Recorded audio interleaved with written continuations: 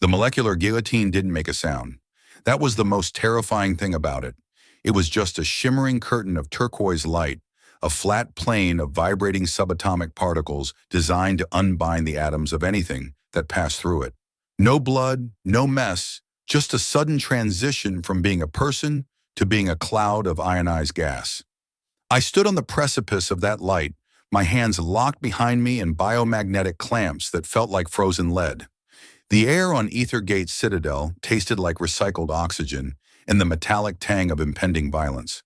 Below the execution dais, 1,000 Xylos soldiers stood in rhythmic, terrifying silence. Their armor was the color of a bruised sky, sleek and devoid of any human touch. "Silas Vane," a voice boomed, amplified by the station's Neuralink speakers. "You are found guilty of technological heresy, trespassing in forbidden sectors, and the theft of Imperial biodata. The hegemony has no use for your existence." I looked up.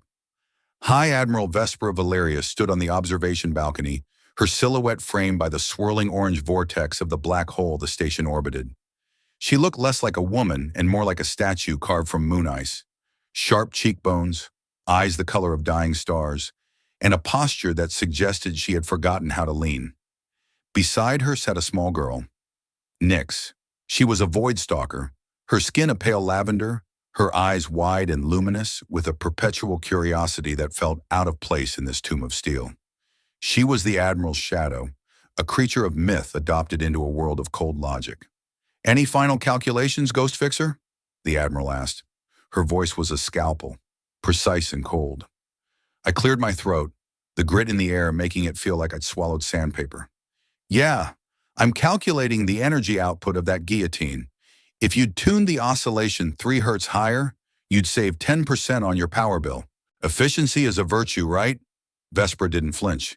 Nyx, however, tilted her head, a small, ghost-like smile flickering on her lips. "Activate," Vespera commanded. The turquoise curtain hummed. It began to slide toward me. I closed my eyes, counting the seconds. 4, 3, 2. A high-pitched shriek tore through the air. It wasn't a human scream. It was the sound of reality being unzipped. I opened my eyes. A jagged rift of crimson energy had torn open the air 10 meters above the Admiral's balcony. A sniper bolt, encased in a distortion field, hissed through the air. It wasn't aimed at the Admiral. Vespera was a politician's target. She was replaceable. The bolt was aimed at Nyx. In that fraction of a second, the world slowed down to the speed of my own frantic heartbeat. I saw the Admiral lunging for her daughter, but she was too slow. The momentum of her heavy ceremonial cloak held her back. I saw the Voidstalker girl frozen, her amber eyes reflecting the incoming crimson death. And I saw the flaw in my shackles. I'd seen it an hour ago during the transport. If you jammed the magnetic poles with a high-frequency vibration, they didn't just unlock, they exploded outward. I slammed my wrists against the execution pillar behind me. The feedback was a bolt of lightning through my nerves, but the magnets shattered. I didn't run for the exits. I didn't dive for cover. I jumped. I vaulted over the turquoise death plane, feeling the heat of it singe the soles of my boots, and launched myself toward the balcony. I hit the railing with my ribs, the air escaping my lungs in a pained wheeze, and wrapped my arms around Nyx just as the crimson bolt struck. The impact felt like being hit by a freight train made of fire. We were thrown backward, crashing through the glass doors of the Admiral's private sanctum. Everything went black, punctuated by the smell of ozone and burnt hair. I woke up to the sensation of a cold barrel pressed against my temple. "Give me one reason not to pull this trigger, human," Vespera hissed. I blinked, my vision swimming with red spots. I was lying on a plush carpet that probably cost more than my entire home ship. Nyx was huddled behind Vespera, her lavender skin trembling. But she was whole, unharmed. "One reason," I coughed, tasting copper. "Because if I wanted you dead, I would have let that bolt hit. Also, my ribs are definitely broken, and I'm pretty sure I'm bleeding on your very expensive floor." "That's just rude." Vespera's finger tightened on the trigger of her pulse pistol. Her eyes were feral, the mask of the Admiral shattered by the terror of a mother. "You are a soul exile, a scavenger, a parasite. Why save a Voidstalker?" "I have a thing for underdogs." I managed to sit up, clutching my side. And that wasn't just a sniper bolt, Admiral. Look at the impact site. Vespera glanced at the doorframe where the bolt had hit. The metal wasn't just melted, it was growing. A crystalline structure, dark as obsidian and pulsing with a sickly silver light, was branching out like a parasitic vine. It made a low, rhythmic humming sound, a sound I hadn't heard in a decade. The Admiral's face went from pale to ghostly. "What is that?" "A calyx spike," I said, my voice losing its sarcastic edge. "It's a bioorganic neural relay. It doesn't kill the target, it infects them. It's designed to latch onto a nervous system and turn the host into a high-gain transmitter for the echo rift. If it had hit Nyx, she wouldn't be dead. She'd be a puppet for whoever fired that shot." I looked at the silver veins spreading across the wall. My stomach did a slow, nauseating roll. I knew that pattern. I knew the way the crystals spiraled at a golden ratio. I knew it because the original code for that growth algorithm was sitting in a locked vault in the back of my mind. "How do you know this?" Vespera demanded, her pistol still leveled at my head. "Because I'm the one who failed to destroy the research 10 years ago," I whispered. Suddenly, Nyx let out a sharp, guttural cry. She fell to her knees, her hands flying to the back of her neck. "Nyx!" Vespera dropped her gun, rushing to the girl. I scrambled over on my hands and knees. "Don't touch her skin directly. The resonance is contagious." I grabbed a pair of silver-threaded gloves from a nearby display case, part of Vespera's ceremonial regalia, and pulled them on. I gently turned Nyx's head. At the base of her skull, a tiny microscopic splinter of the crystal had grazed her. The skin around it was already turning that frosted metallic gray. The silver veins were beginning to crawl toward her brainstem. "Admiral, listen to me very carefully," I said, looking Vespera in the eye. "The ether gate is no longer under your control. That shot came from within your own elite guard. Whoever fired it is about to broadcast the activation signal.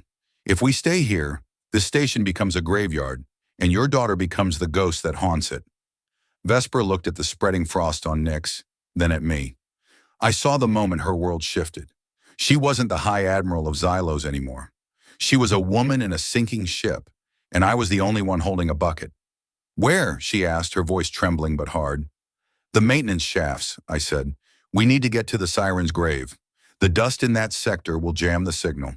It's the only place she has a chance." The sounds of heavy boots echoed in the corridor outside. The rescue team had arrived, but they weren't shouting for the Admiral. They were silent, the silence of hunters who knew exactly where their prey was. "Silas Vane," Vesper said, grabbing her pistol and a tactical belt from the wall. "If you are lying, I will make sure your ionized atoms scream for eternity." "Fair enough," I muttered, scooping the shivering Nyx into my arms. "But let's save the threats for when we aren't surrounded by 1,000 people trying to turn us into radio towers." We plunged into the darkness of the ventilation shafts just as the doors to the sanctum exploded inward.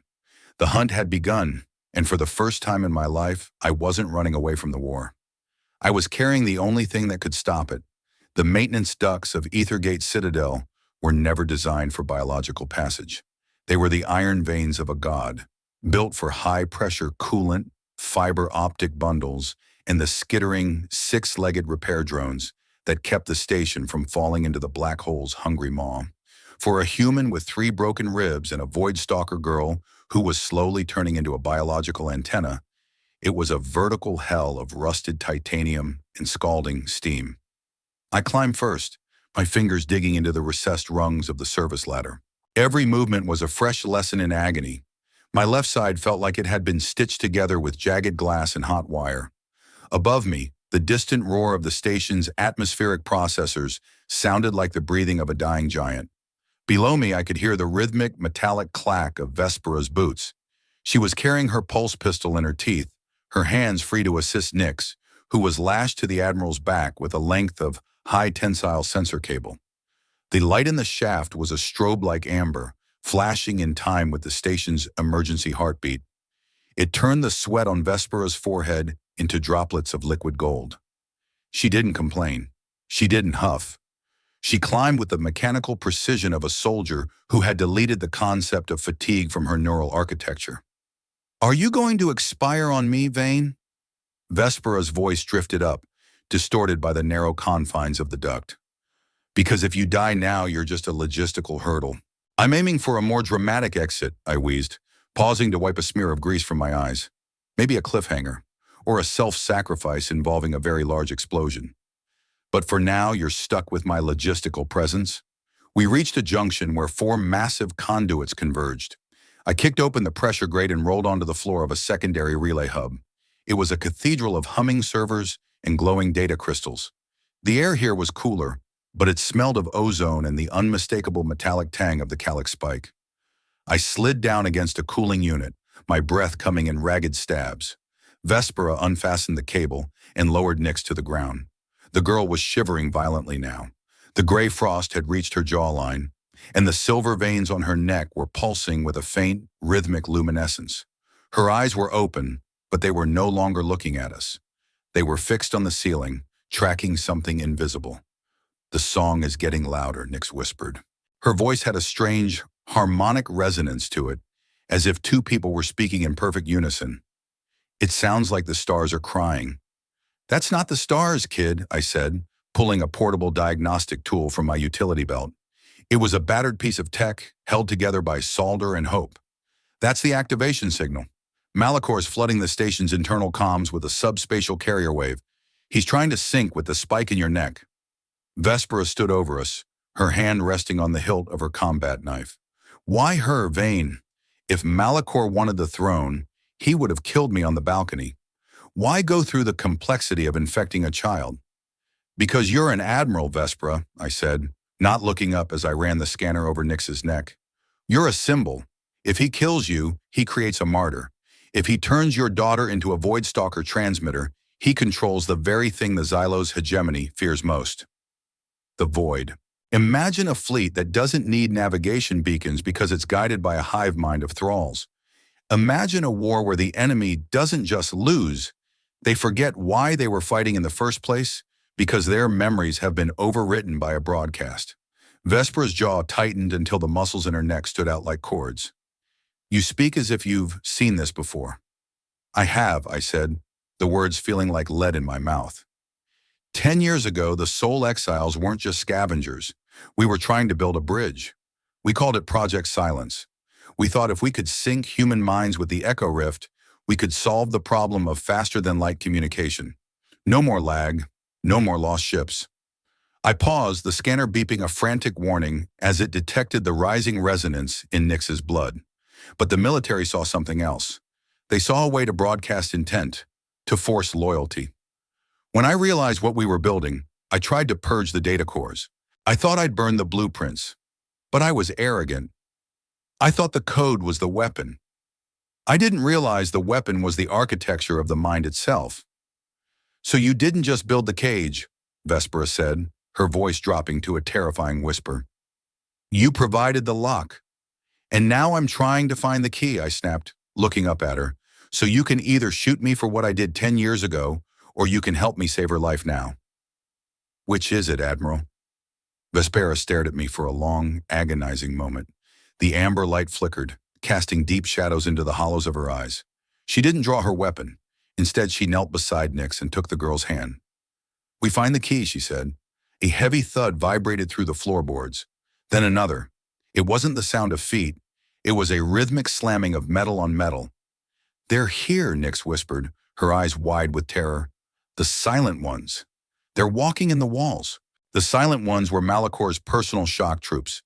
Xylos soldiers whose neural links had been stripped of individuality, enslaved to a central command. They didn't speak, they didn't shout, and they didn't feel pain.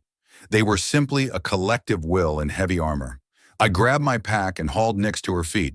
"The exit to the auxiliary hangars is 2 levels down. If we can get to my ship, the Stellar Drift, we can reach the Siren's grave. The nebula there is a graveyard of ancient obsidian ruins. The high carbon density will act as a natural Faraday cage. It will buy us time to perform the extraction." Vespera checked the charge on her pulse pistol. "How long do we have before she becomes a permanent part of the network?" I looked at the scanner. "Maybe 6 hours. If the signal strength increases, less." "Then we stop wasting breath," Vespera said. She led the way into the next corridor, her movement fluid and lethal. As we moved, I looked at Nyx. She was clinging to my sleeve, her small fingers surprisingly cold. In her eyes, I didn't see a void stalker or a political asset. I saw a girl who was terrified of becoming a ghost. I'd spent a decade trying to outrun the ghosts I'd created. But as I looked at her, I realized that some ghosts can't be outrun. They have to be faced. Family isn't about the blood in your veins, my mentor used to say before the project took him. It's about who holds your hand when the lights go out. I squeezed Nix's hand. We're going to get you out of this, kid, I promise. She looked at me, her luminous eyes searching mine.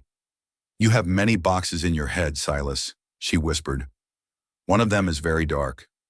Yeah, I muttered, turning my gaze back to the dark tunnel ahead. And it's about time I opened it.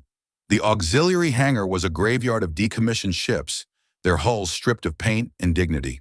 In the center of the bay, my ship, the Stellar Drift, looked like a piece of junk that had been kicked through a meteor shower.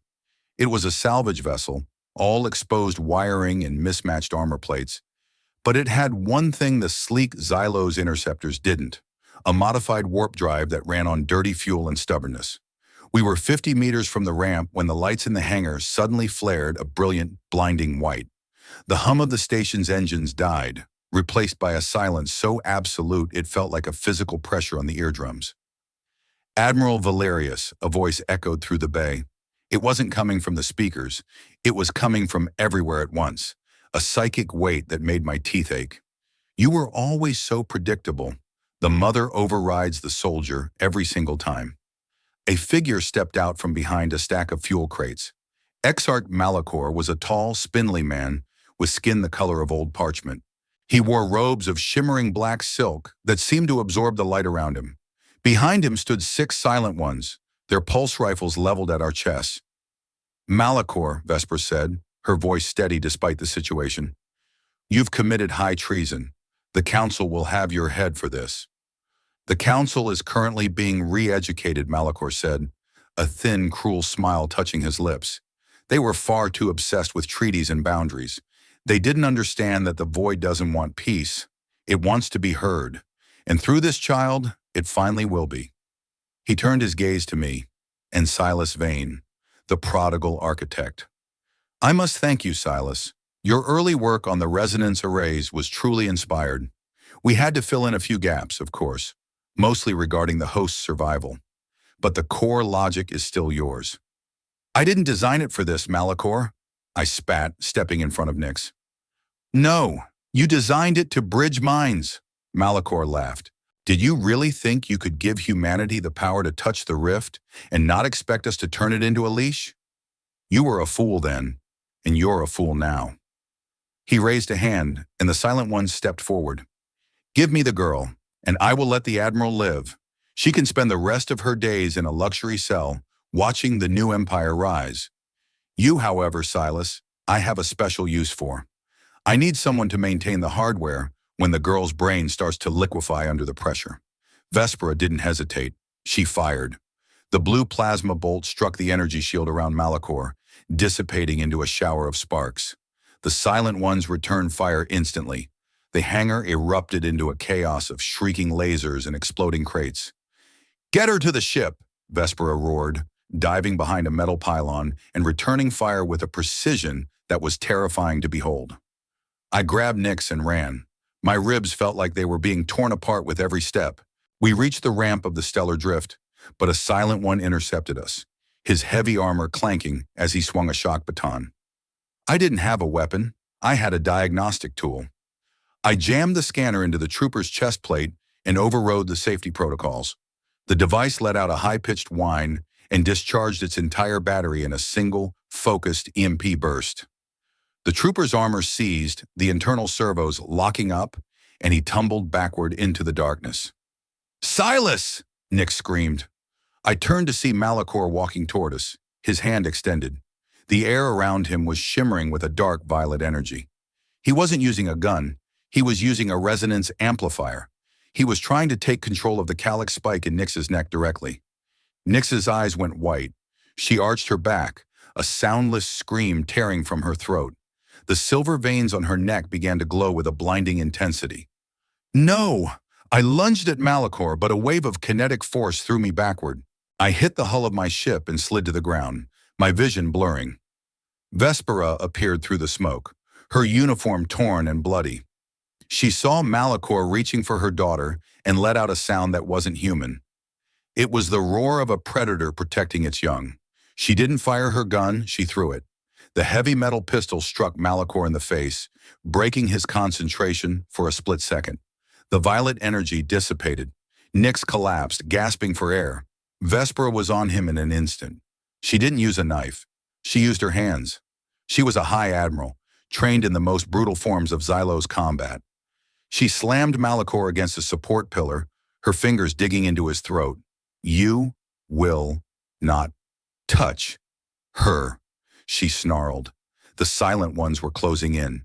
We were out of time. Vespera, I yelled, pulling myself up. We have to go now. She looked at Malachor, her eyes burning with a desire to end him right there. But she looked at Nyx, who was lying on the ramp, shivering and alone. She made her choice. She shoved Malachor away and sprinted toward the ship. I hauled Nyx inside and slammed the ramp retraction button. The silent ones fired at the closing hatch, the bolts clanging against the heavy steel. I dived into the pilot's seat and punched the ignition. The stellar drift groaned, the engines coughing as the dirty fuel ignited. Milo, I shouted into the comms, though the tech specialist was already at his station in the back. Get the warp stabilizers online. We're jumping cold. We'll rip the hull apart. Milo's voice came back, sounding like he was about to vomit. Just do it. The ship lurched upward, tearing free of the docking clamps. I shoved the throttle forward, and the hangar blurred into a smear of white light. We blasted out of the Ether Gate Citadel, the massive black hole looming behind us like a hungry eye. We were clear of the station, but the danger was just beginning. In the back of the ship, Nyx was curled in a fetal ball on the floor. Vespera sat beside her, her hands covered in Malachor's blood, her chest heaving. I looked at the sensor display. The Xylos fleet was already moving, hundreds of ships turning to pursue us. But ahead of us lay the Siren's grave, a swirling nebula of black dust and forgotten ruins. I looked at my hands. They were shaking. I had spent my life trying to be invisible, to be a ghost who just fixed things and moved on. But I looked at the Admiral and the girl. Vespera had given up her rank, her empire, and her safety. Nyx was losing her mind, and I was the one who had provided the blueprints for their destruction. You okay? Vespera asked, her voice raspy. I looked at her. Her face was a mask of exhaustion, but her eyes were fixed on Nyx with a tenderness that no military manual could ever teach. I'm the architect, Vespera, I said quietly. I built the thing that's killing her. She looked at me for a long time. Then she reached out and placed a hand on my shoulder. The touch was firm, grounding. Then you're the only one who can tear it down, she said. Now fly the ship, Silas. We have work to do. As the stellar drift plunged into the dark heart of the nebula, I realized that for the first time in 10 years, the boxes in my head didn't feel like a prison. They felt like an armory. I had built the cage, yes, but I also knew exactly where the hinges were. We weren't just running anymore. We were hunting for a way back. The Siren's grave was not a place for the living. It was a celestial scar, a sprawling expanse of black carbon dust and obsidian fragments that had once been a solar system before a primordial disaster tore it asunder. Here, the laws of optics were suggestions at best. Light didn't travel, it struggled. It was swallowed by the thick, soot-like clouds that drifted between the skeletal remains of ancient derelict megastructures. These ruins, some the size of small moons, were jagged and sharp, carved from the same light-absorbing stone that formed the walls of the Ether Gate. I sat in the pilot's chair of the stellar drift, my eyes burning from the strain of manual navigation. The ship's sensors were screaming, blinded by the carbon interference. I was flying by instinct in the faint, rhythmic thrumming of the hull as it brushed against the edges of the dust clouds. Every few seconds, a ghost image would flicker on the primary display, a Xylos hunter-killer ship trying to find our trail. They were wary of this place. The Siren's grave was known for devouring the electronics of anyone foolish enough to enter without a high-grade dampener. Luckily, the drift was so primitive, it practically counted as a dampener itself. You're flying too close to the debris, Vespera said, her voice cutting through the hum of the cockpit. She was standing behind me, her arms crossed, her eyes never leaving the sensor ghost. If we clip an obsidian shard at this velocity, the hull will peel like a fruit. Then don't distract the driver, I snapped, throwing the ship into a sharp bank to avoid a drifting spire of black rock. And for the record, this debris is the only thing keeping us from being a target practice for Malakor's long-range railguns. The carbon blocks their lock. We're ghosts here. Vespera didn't move. Her presence was a heavy, cold weight. She had discarded her ceremonial armor, wearing only a dark tactical jumpsuit that showed the lean, hard muscle of a lifetime in the infantry. She looked at Nix, who was strapped into the co-pilot seat, her head lolling to the side. The silver frost had covered the girl's entire neck now, creeping like a slow-moving glacier toward her ears. "How much longer?" Vespera asked. Her voice was lower now, stripped of the Admiral's command. It was the voice of someone counting the seconds of a countdown they couldn't stop. "We're approaching the Echo Relay," I said, pointing to a massive horseshoe-shaped structure looming out of the blackness ahead. It was a relic of the precursors, the same people who built the archive. It's in dead node. If I can dock us in the center of that horseshoe, the surrounding stone will act as a perfect shield. We can perform the cortex dive there. "A cortex dive?" Vespera repeated the words as if they were a curse. "You're talking about a neural bridge. You're going to link your mind to hers while she's being consumed by a weapon of your own design." "It's not just a link," I corrected, my hands tightening on the yoke. "It's a bypass. I have to find the master command buried in the spike's logic and tell it to go dormant. But the spike is a parasite. It's grafted itself onto her limbic system. If I just try to delete the code from the outside, her brain will treat it as a stroke. I have to go inside. I have to convince her mind to let go of the parasite." "And what happens to you?" I shrugged, though the movement sent a spike of pain through my broken ribs. "I might get a headache, or I might forget how to breathe. It's a bit of a toss-up, really." Vespera walked around the seat and stood directly in front of me, forcing me to look up. "Why are you doing this, Silas? This isn't just about guilt. A man like you doesn't risk his brain for a child he met 3 hours ago just to balance the scales." I looked at her, and for a moment, the snark died in my throat. I saw the desperation she was trying so hard to hide. I saw the mother who had walked away from an empire for a child that wasn't even her own species. "Maybe I'm tired of being the man who builds the cages," I said quietly. "Maybe I want to see what it feels like to be the one who opens them."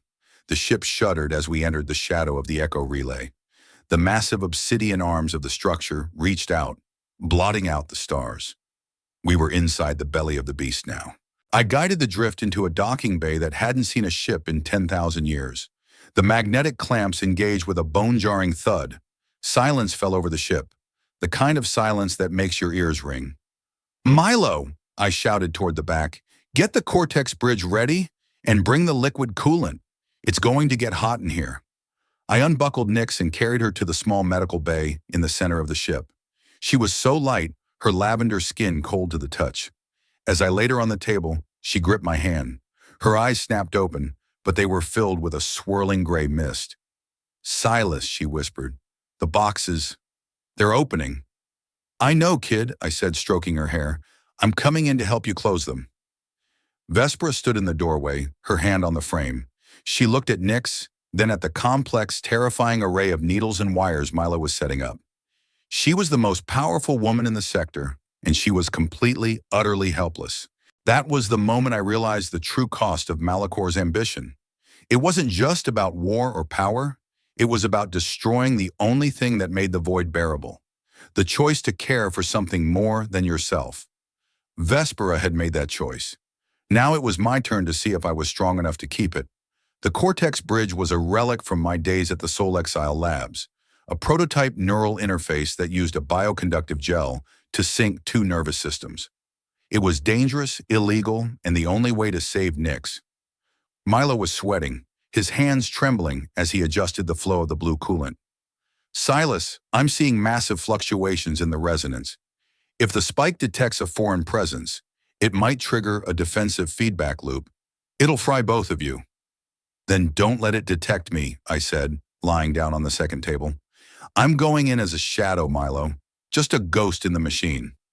Vespera was sitting by Nix, holding her hand. She looked at me, and for the first time, there was no suspicion in her gaze, only a silent plea. Ready? Milo asked, his finger hovering over the activation key. Ready, I said. The world didn't fade. It shattered. One moment I was in the cramped, oil-smelling medical bay of the stellar drift. The next I was standing in a forest made of glass and static.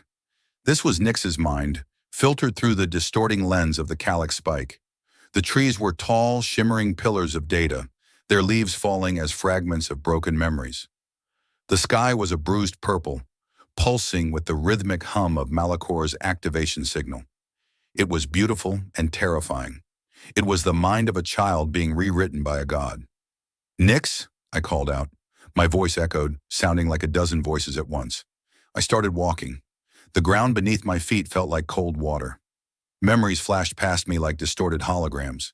I saw a young Nyx, feral and starving on a colony moon, her amber eyes wide with a hunger that wasn't just for food. I saw a hand reaching out, Vespera's hand, and the moment the Voidstalker girl chose to stop biting and start trusting. Family isn't about the blood, I whispered to the glass trees. It's the choice to stay. I reached a clearing where the trees were being choked by silver vines. These weren't data pillars, they were neural pathways, and the calyx spike was wrapping itself around them like a strangler fig. In the center of the clearing stood Nyx. She was huddled in a ball, her eyes closed, while a shadow loomed over her. The shadow didn't have a face. It was a shifting mass of geometric shapes and violet light, the digital avatar of Malakor's signal. Go away, Silas, Nyx's voice echoed in my head. It's too loud. The song, it's everywhere. It's not a song, Nyx, I said, stepping into the clearing. It's a cage, and I'm the one who designed the bars. The shadow turned toward me. It let out a sound like grinding metal. Silas Vane, it hissed. The architect returns to his masterpiece. Do you like what we've done with the place? I didn't answer. I focused on the silver vines. I could feel the code beneath them, the familiar logic gates I had written 10 years ago. It was like looking at my own handwriting in a murder confession. I reached out and touched a vine. A jolt of pure, unadulterated pain shot through my arm, manifesting as a searing white light in the real world. Back on the ship, my body arched off the table, my heart rate spiking to 200. Silas! Vespera's voice drifted into the dive, faint and distant. I'm okay, I groaned, my knees buckling. I'm in. I began to work. It wasn't like typing on a keyboard. It was like untying a knot made of electricity. I had to navigate the synaptic bleed, the place where Nyx's identity blurred into the spike's command structure. Every time I cut a vine, I felt a piece of her fear. She was afraid of being alone again. She was afraid that if she changed, Vespera wouldn't love her anymore. That's the lie, Nyx, I shouted, fighting against the violet shadow. The spike uses your fear to anchor itself. It tells you that you're an anomaly, that you don't belong. But look at her. Look at Vespera. I projected a memory, not mine, but one I'd seen in Nyx's mind. It was the moment Vespera had tucked her into a bunk on the flagship, her rough soldier's hands clumsy but gentle as she smoothed the blanket. She didn't choose you because you were a Voidstalker, I said, my voice cracking. She chose you because you were hers. The glass forest began to shake. The silver vines turned a dull, leaden gray. The shadow roared, lunging at me, its geometric claws tearing at my mental form. I felt my own memories starting to leak, the smell of the lab, the faces of the colleagues I'd betrayed, the crushing weight of my own failures.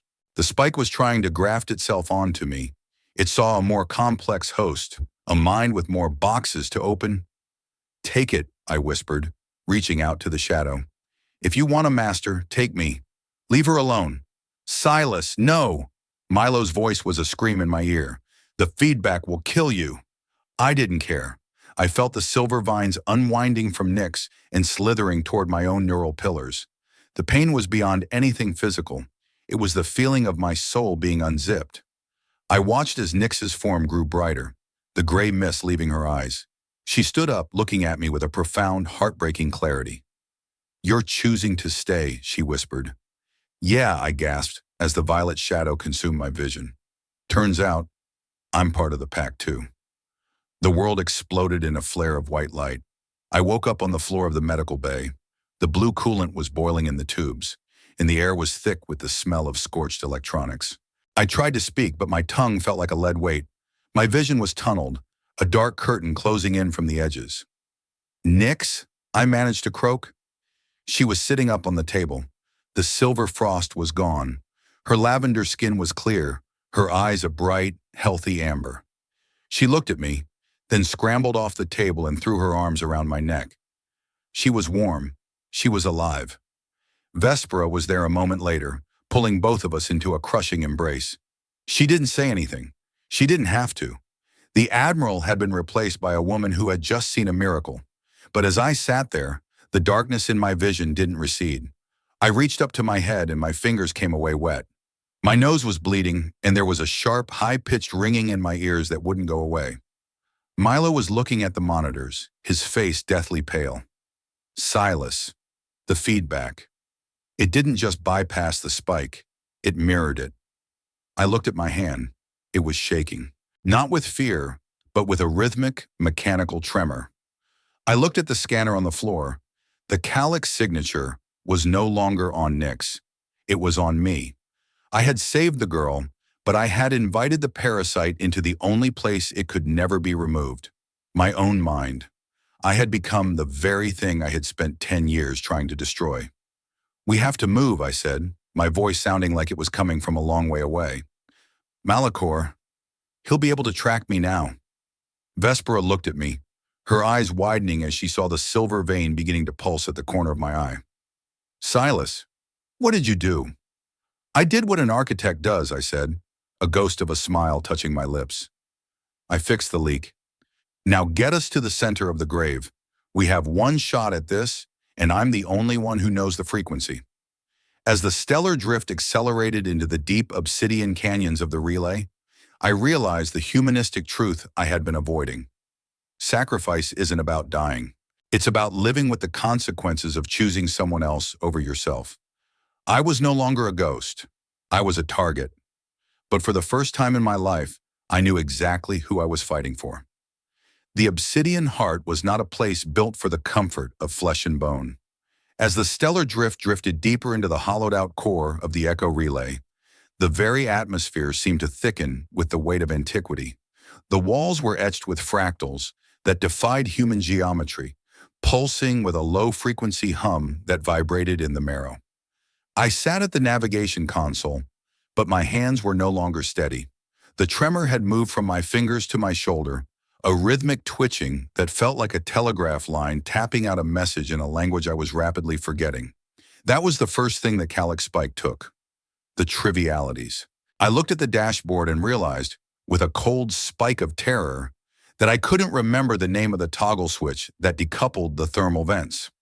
I knew what it did. I knew why it was there. But the word, the specific human label for it, was gone, dissolved into the silver frost now creeping across my neural pathways. "Silas, you're drifting." Vespera's voice was sharp, but there was an edge of panic beneath the command. "I'm fine," I lied. The word fine felt heavy, like a stone I was trying to balance on my tongue. "Just checking the harmonics. The obsidian here has a refractive index of, I trailed off. The math, my one constant comfort, was beginning to blur. I looked at the sensor screen. Malachor's flagship, the Absolute, had breached the perimeter of the Siren's grave. They were using brute force thermal scans to burn through the carbon dust. They didn't need a lock anymore. They were simply incinerating everything in their path until they found us. "He's coming for the broadcasts," I whispered. "He doesn't want the girl anymore. He wants the architect." Vespera stood beside me, her hand resting on the back of my chair. It was the only thing keeping me grounded. Through the link, I could feel the spike reaching for her, sensing her strength, her resolve. It wanted to bridge us, to turn the three of us into a trinity of thralls. "We have to reach the central spire," I said, forcing the words out. "The precursors, they didn't build this as a weapon. It was a library, a place where thoughts were kept so they wouldn't die. If I can interface with the core, I can use the library's resonance to drown out Malachor's signal. But I have to. I have to give it something." "Give it what?" Vesper asked. I looked at Nyx, who was watching me from the shadows of the medical bay. Her eyes were no longer misty, but they were filled with a profound sadness. She knew. Being a void stalker, she could hear the static in my head. She could hear the boxes falling over, the memories spilling out and vanishing. Data, I said. The core needs a high-density neural sequence to act as a carrier wave. My memories, my identity, it's the only thing with enough complexity to override the spike's command. You'll be a husk, Vesper said, her voice cracking. You'll be alive, Silas, but you won't know who we are. You won't know who you are. I managed a crooked smile, though it felt like my face was made of cracked porcelain. I spent 10 years being a man I hated, Vespera. Maybe forgetting him isn't such a bad trade. But we just found you, Nick said, stepping into the light. She walked over and placed her small, warm hand over my shaking one. The pack? The pack doesn't leave anyone behind, not even the parts of them that are lost. The humanistic weight of her words hit me harder than the physical pain. I had spent my life thinking of myself as a solo act, a scavenger who moved through the universe without leaving a footprint. I thought that by having nothing to lose, I was safe.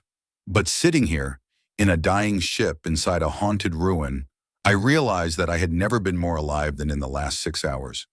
I had a daughter who wasn't mine, and an admiral who would burn the stars for me. Choice, I whispered. It's not about the blood, kid. It's about the choice. The ship shuddered violently as a railgun slug slammed into the obsidian structure outside, the shock wave nearly tossing us from our seats. The absolute was here. Malachor was no longer playing games. He was ready to collapse the entire relay just to harvest the wreckage. Dock the ship, Vespera ordered, her eyes turning back into the flinty steel of a high admiral.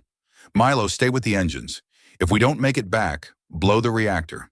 Don't let them have the core. Yes, ma'am, Milo's voice came over the comms, uncharacteristically somber. I guided the stellar drift into the heart of the spire. The docking was a messy affair, the hull scraping against the ancient stone, but we were in. I unbuckled my harness, my legs feeling like they belonged to someone else. Vespera caught me as I stumbled, her arm wrapping around my waist. Steady, architect, she said. Silas, I corrected her. Call me Silas, while I still remember the name. We stepped out onto the central platform. The air was humming with a frequency so high it was almost a color.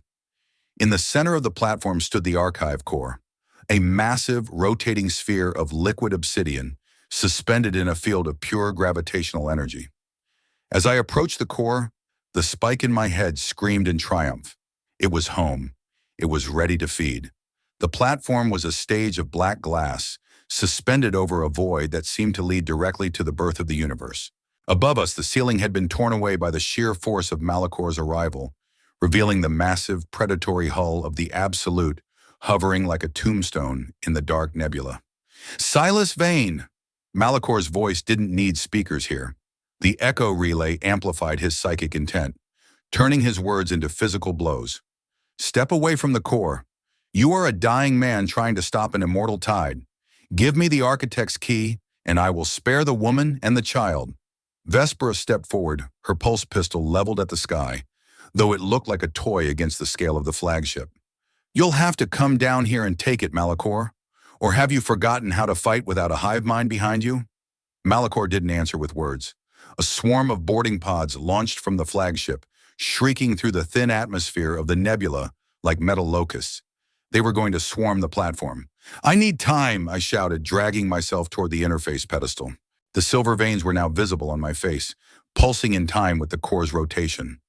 Vespera, the boarding pods, I've got them, she said. She turned to Nyx. Nyx, stay with Silas. Use your senses.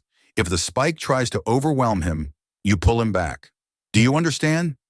I won't let him go, Nyx said, her voice resonant with a power she was only just beginning to understand.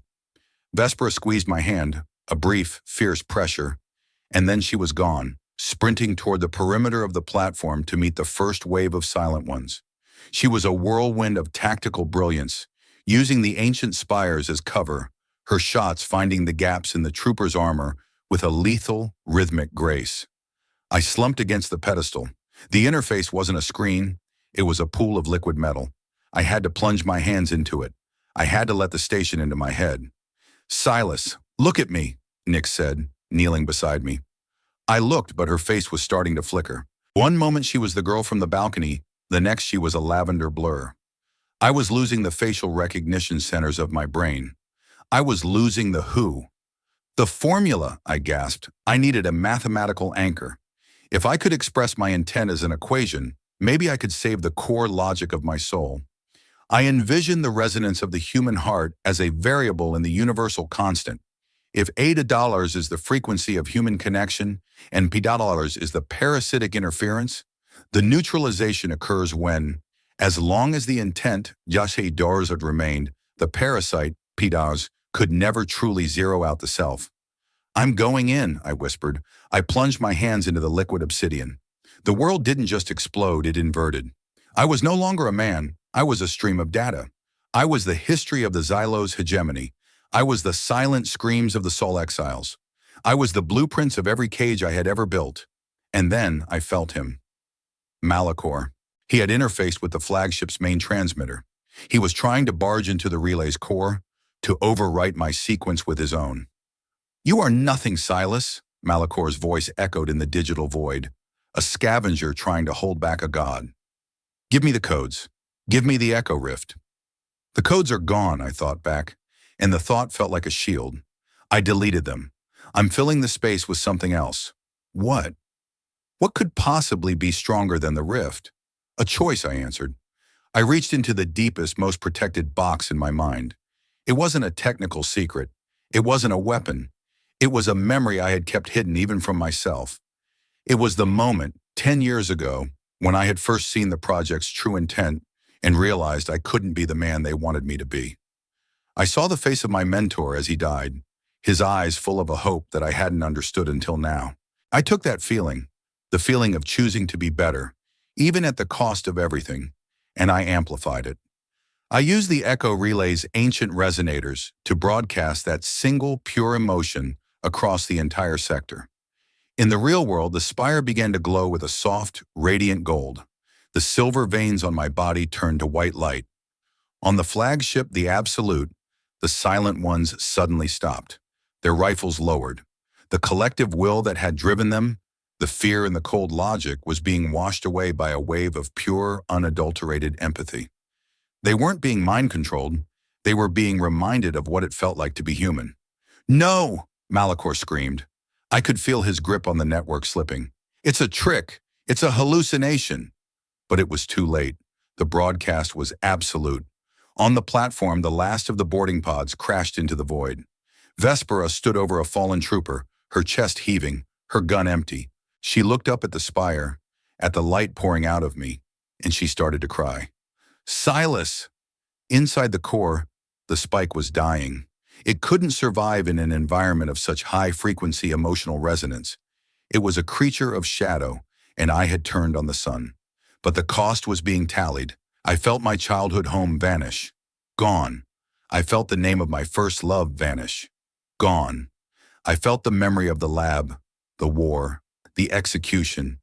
It was all being fed into the furnace to keep the light burning. I looked at the girl standing beside me in the digital void. Nyx. She was the only thing I held on to. I wrapped my data stream around her, shielding her from the feedback. Don't forget, she whispered in my mind. Please don't forget us. I won't, I promised. But even as I said it, I knew it was a lie. I was becoming a blank slate. With one final effort, I surged the last of my identity into the core.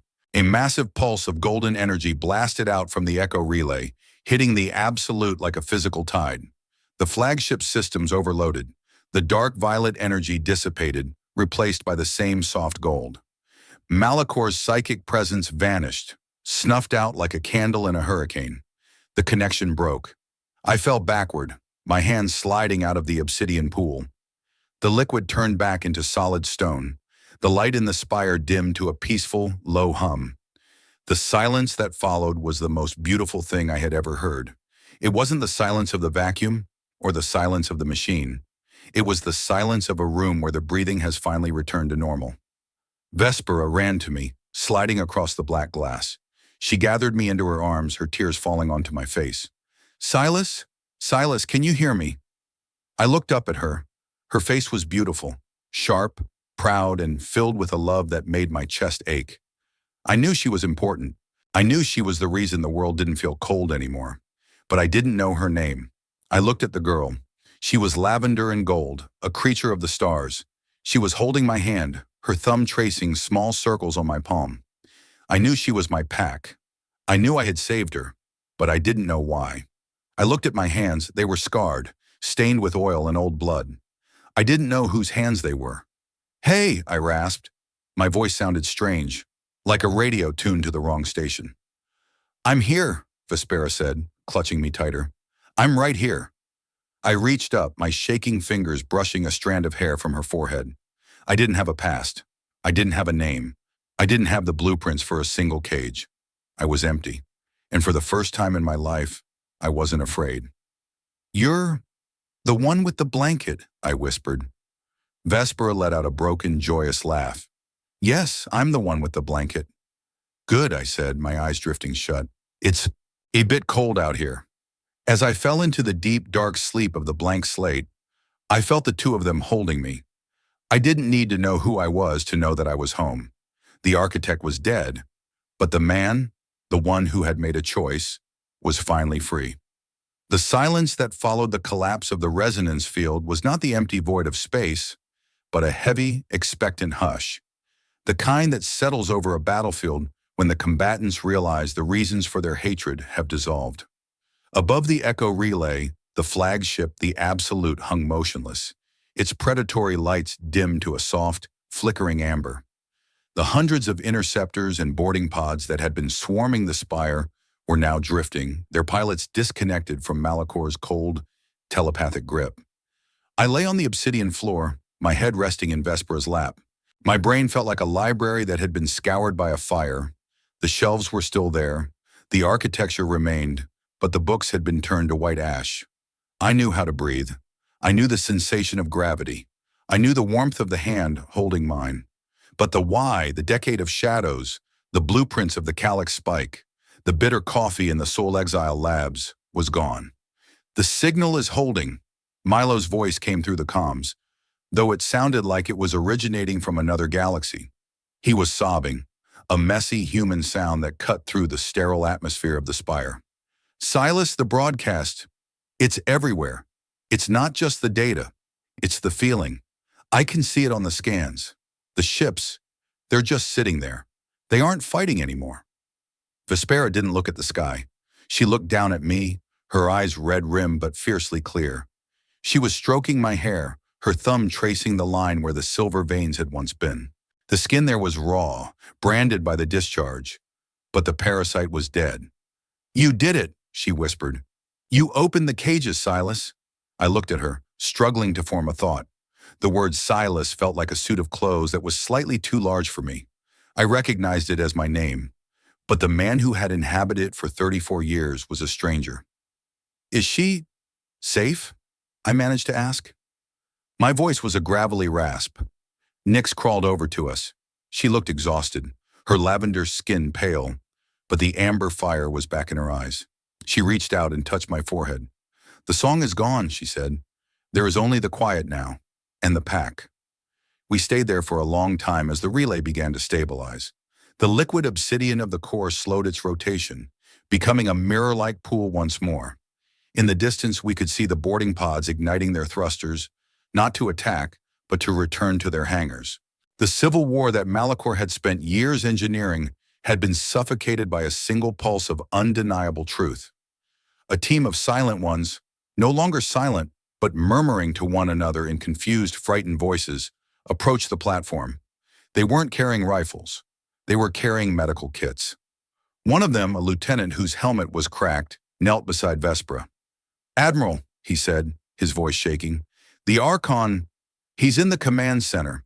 He's not moving. He just keeps staring at the screen." Vespera stood up, helping me lean against a crystalline pillar. She looked at the lieutenant, then at the massive flagship above. The High Admiral of Xylos was gone. In her place was a woman who had seen the bottom of the abyss and chosen to climb back out. "He's not your Archon anymore," Vespera said. "He's a man who has forgotten what it means to be alive. Take him to the brig. Secure the fleet. No more fire. Do you understand?" "Yes, ma'am," the soldier said, saluting with a tremor in his hand. As they began to evacuate the spire, I watched the way Vespera moved. She didn't bark orders. She spoke with a quiet, weary authority. She looked back at me every few seconds as if afraid I might vanish if she took her eyes off me. Milo joined us on the platform, his face a disaster of grease and tears. He hugged me so hard my broken ribs screamed, but I didn't pull away. I didn't know who he was, but I knew he was a friend. I knew he had stayed when he could have run. "We're going home, Silas," Milo said. "Home," I repeated. It was a beautiful word. I didn't know where it was, but I liked the sound of it. The journey back through the Siren's grave was slow. The stellar drift was a wreck, but the Xylo's engineers, the ones who had been trying to kill us an hour ago, now worked alongside Milo to patch the hull. It was a strange, silent cooperation. There were no treaties signed yet, no formal peace, but there was a shared understanding. They had felt the architect's regret. They had felt the warmth of the blanket. I spent most of the trip in the medbay, watching the stars drift past the viewport. Nix stayed by my side, telling me stories. She told me about a man who was a ghost, a man who fixed things that were broken, and a man who had jumped in front of a bullet for a girl he didn't know. "That man sounds very brave," and I said, looking at my scarred hands. "He was," Nix said, leaning her head on my shoulder, "but he was also very sad. He carried a lot of boxes." "And now?" Nix smiled, her amber eyes bright.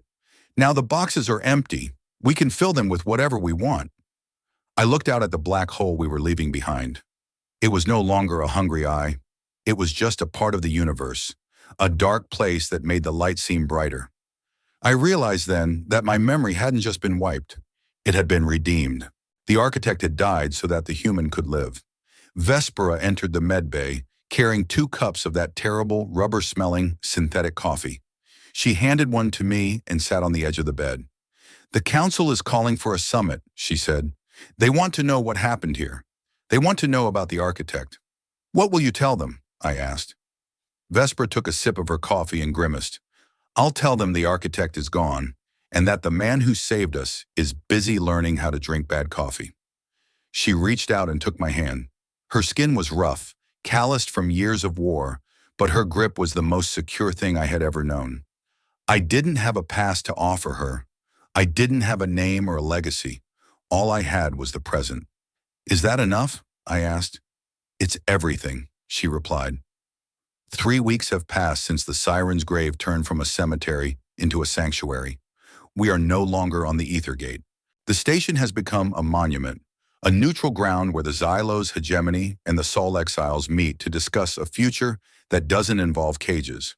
We are on a small, nameless moon on the edge of the sector, a place of blue grass and orange skies where the air doesn't taste like recycled steel. Vespera bought a small homestead here with the remnants of her pension, though I suspect she had to pull a few Admiral-level strings to keep our location a secret from the new government. I spend my days in the workshop behind the house. My hands still remember the language of machines, even if my brain has forgotten the technical manuals. I fix water vaporizers for the local farmers. I recalibrate the solar sails of the transport ships that pass by. People call me the fixer. They don't know about the architect. They don't know about the calyx spike. They just see a man with a crooked smile and a persistent nosebleed who can make an engine sing with nothing but a hydro spanner and a bit of intuition. I am a man without a history, and it is a terrifying, wonderful thing. This morning, I was working on a broken harvester when Nix ran into the workshop. She's grown taller in the last few weeks, her lavender skin glowing with health. She was carrying a handful of the blue wildflowers that grow by the stream. "Silas, look, they match the sky," she shouted, thrusting the flowers into my grease-stained hands. "They do, kid," I said, laughing. I tucked one behind her pointed ear. Vespera was standing in the doorway watching us. She wasn't wearing her uniform. She was wearing a simple linen shirt and trousers, her hair loose around her shoulders. She looked younger. The ice in her eyes had melted into a deep, calm sea. "Lunch is ready," she said, and Milo called. "He's coming by next week with a shipment of real coffee from the inner colonies." "Real coffee?" I wiped my hands on a rag. "I'm not sure I'm ready for that level of luxury. I might lose my edge." "You never had an edge, Silas," Vesper said, walking over and kissing my cheek. "You were always a softie. You just hid it under a lot of sarcasm." We walked back to the house together, Nick skipping ahead of us. As the sun began to set, casting long purple shadows across the plains, I sat on the porch and looked out at the stars. Reflection passage. I used to think that a man was the sum of his memories. I thought that without my past I would be a hollow shell, a ghost drifting through a world I didn't understand. I spent 10 years running from the architect, terrified that if people knew what I had done, I would be erased. But as I sit here, with the scent of bluegrass in the air and the sound of Nix's laughter in the house, I realize I had it backward. The architect wasn't me. The architect was a prison I built out of guilt and genius. The man I am now, the one who fixes harvesters and wonders about the taste of real coffee, this is the man I was always meant to be. I don't remember my mother's face. I don't remember the name of the city where I was born. But I remember the way Vespera looked when she chose me over her empire. I remember the way Nix felt when she called me Pack. We spend so much of our lives hoarding the past, carrying our mistakes like heavy stones in a backpack, thinking they define our path. We think we are bound by our blood, by our titles, by the things we have built or destroyed. But the void taught me a different lesson. We are not our memories. We are the choices we make in the present moment. We are the hands we choose to hold when the darkness closes in. I am a blank slate, and for the first time, the story I'm writing is mine. The stars are coming out now. They aren't cold anymore. They look like campfires in the distance, a reminder that we aren't alone in the dark. I look at Vespera, who is sitting in the chair beside me, her hand finding mine in the twilight. I look at Nix, who is curled up at our feet, watching the first moon rise. I didn't earn this life through blood or brilliance. I earned it through a single moment of choosing someone else.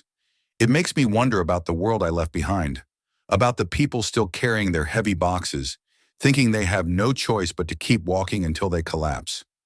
I spent my whole life building cages because I was afraid of the open sky, only to find that the key was in my hand the entire time. I forgot my name to save a life, and in return, I found a soul. I wonder if you were offered a chance to walk away from every mistake you've ever made, to erase the labels the world has given you, and start over with nothing but the people who truly love you. Would you take it? Is who you were more important than who you could be? What is the one box in your head you've been afraid to open?